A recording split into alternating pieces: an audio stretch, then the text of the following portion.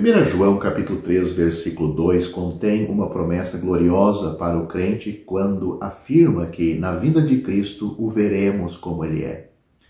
Esta é uma verdade maravilhosa, não apenas que veremos a Cristo, mas que o veremos como Ele é, sem filtro distorcido, sem visão debilitada. Que esperança, pois veremos aquele a quem, não tendo visto, mas amamos. Pedro fala dessa maneira em 1 Pedro capítulo 1, versículo 8. O que é realmente notável nessa promessa, porém, é que ela é apenas parte do programa que João delineia nos versículos iniciais do capítulo 3. Ver o Senhor Jesus como Ele é será maravilhoso, mas nossa esperança não para por aí. Em vez disso, o apóstolo olha acima e além disso e escala as alturas do propósito de Deus para o seu povo, afirmando categórica e incondicionalmente que sabemos que quando Ele se manifestar, seremos semelhantes a Ele. 1 João capítulo 3, versículo 2. Deus quer que vejamos seu Filho, que estejamos com seu Filho. Mas o melhor de tudo é que Ele deseja e ordena que sejamos como seu Filho. Para o crente, às vezes, parece impensável que isso possa acontecer. Estamos conscientes da perfeição impecável de Cristo e da falha e fraqueza dentro de nós mesmos. Fisicamente e espiritualmente imperfeitos, nos perguntamos se algum dia deveríamos ser como Ele. Mas a Bíblia afirma que, como Ele é, seremos nós também. Esta esperança carrega todo o poder e certeza do propósito e promessa divina. Romanos capítulo 8, versículo 29, traz diante de nós, com muita força, a certeza dessa mudança. Note o que temos aí neste versículo. Aos que dantes conheceu, também os predestinou para serem conformes à imagem de seu Filho, a fim de que ele seja o primogênito entre muitos irmãos. A semelhança com Cristo não é, se ousamos usar a expressão, um acréscimo opcional, nem a aspiração de Deus para alguns de seu povo. Pelo contrário, é o destino claro e certo para o qual Ele nos traçou. Observe também que essa certeza está ligada ao propósito de Deus para Cristo. Uma ênfase semelhante pode ser vista em Filipenses capítulo 3, versículo 21, onde diz o seguinte: porque a nossa cidadania está nos céus, de onde também esperamos o Salvador, o Senhor Jesus Cristo, o qual mudará ou transformará o nosso corpo abatido para ser conforme o seu corpo glorioso, de acordo com a operação pelo qual Ele é poderoso até para sujeitar todas as coisas a si mesmo. Por que podemos perguntar, não é o poder da ressurreição que é enfatizado nesses versículos? Certamente é porque já descobrimos no capítulo 2 de Filipenses que Deus se compromete com a glorificação de seu Filho para que todo joelho se dobre e toda língua confesse que Jesus Cristo é o Senhor. Está nos versículos 10 e 11 do capítulo 2 de Filipenses. Pois a perspectiva de nossa mudança para a imagem de Cristo a ser descrita pela promessa de Deus para nós deve ser toda a certeza de que nós exigimos uma segurança disto. Deus foi além, porém, e ligou nosso futuro ao do seu Filho, e nossa transformação é duplamente certa por causa da promessa de Deus a nós e por causa da sua promessa a Cristo. Todas as esperanças do crente têm implicações definidas para o presente. Isso, como vimos, é uma das marcas da verdadeira esperança. Mas a esperança de semelhança com Cristo é incomum em sua cronologia. É uma esperança abrangente.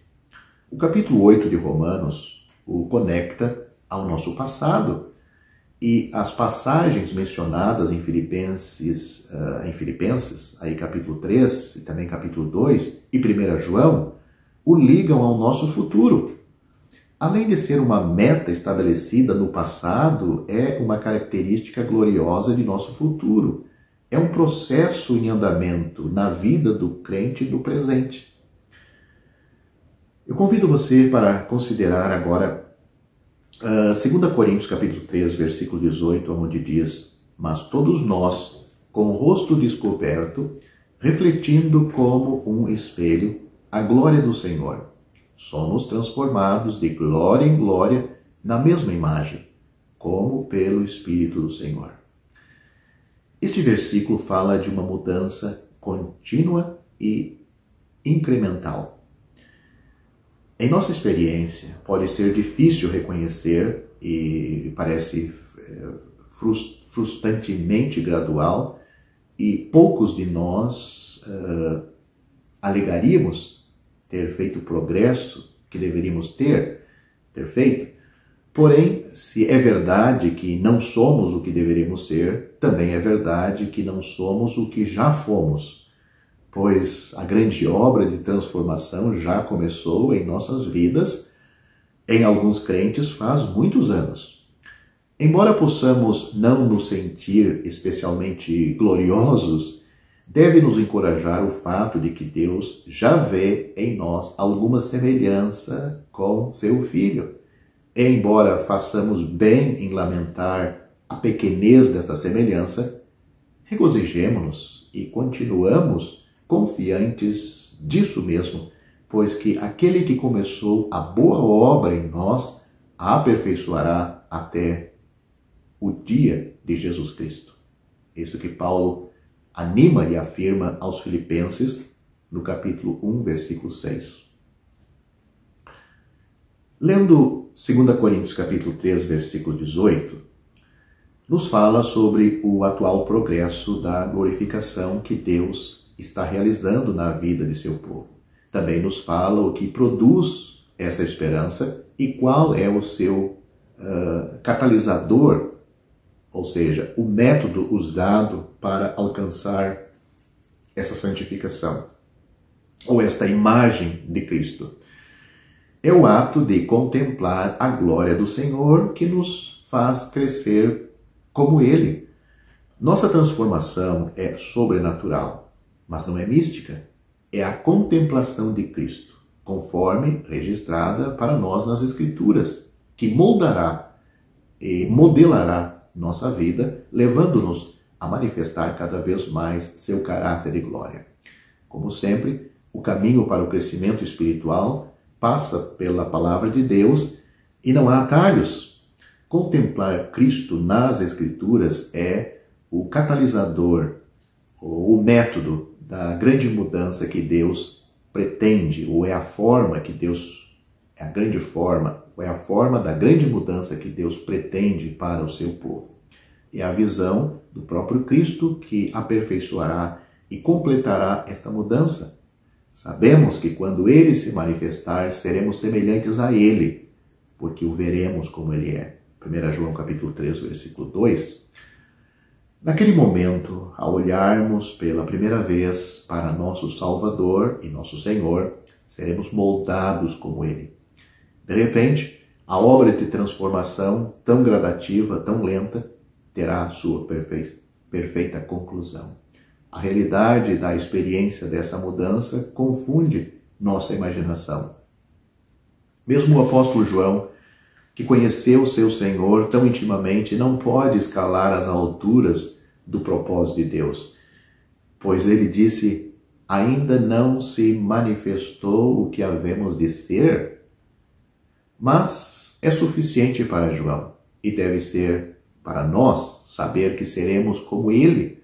Todas as nossas imperfeições e fragilidades apagadas e extinguidas para nunca sermos entristecidos por nossa pecaminosidade para nunca lamentar nosso fracasso, equipado por toda a eternidade para glorificar e desfrutar nosso abençoado Salvador e nosso Senhor. Isto é uma maravilha que enche o coração do salvo, pois ele um dia será como é o seu Senhor. A semelhança com Cristo é tanto uma esperança futura quanto uma esperança presente. Como qualquer outra esperança que recebemos como crentes, ela foi projetada para moldar nosso presente e também nosso futuro. O capítulo 3 de 1 João descreve nossa esperança, mas também explica a consequência necessária dessa esperança em nossa vida. Pois o apóstolo João afirma categoricamente, dizendo: todo aquele que nele tem esta esperança, purifique-se a si mesmo, assim como ele é puro. 1 João capítulo 3, versículo 3. Portanto, a esperança que temos de ser semelhante a Cristo influencia nossa vida. Não vamos, como alguns pensam, que então, salvo para sempre, o crente vai se tornar um relaxado. Não. Todo aquele que nele tem essa esperança, purifique-se a si mesmo, assim como ele é puro. Nossa esperança, tendo Cristo como objeto, não é uma desculpa para viver como queremos, porque um dia seremos mudados. Em vez disso, nos desafia a viver agora de uma maneira que seja consistente com nossa condição futura, visando a pureza que está perfeitamente incorporada em Cristo. A vontade boa, agradável e perfeita de Deus de nos conformar à imagem de seu Filho exige que não nos conformemos com este mundo. É isto que Paulo afirma e pede quando escreve Romanos capítulo 12, versículos 1 e 2.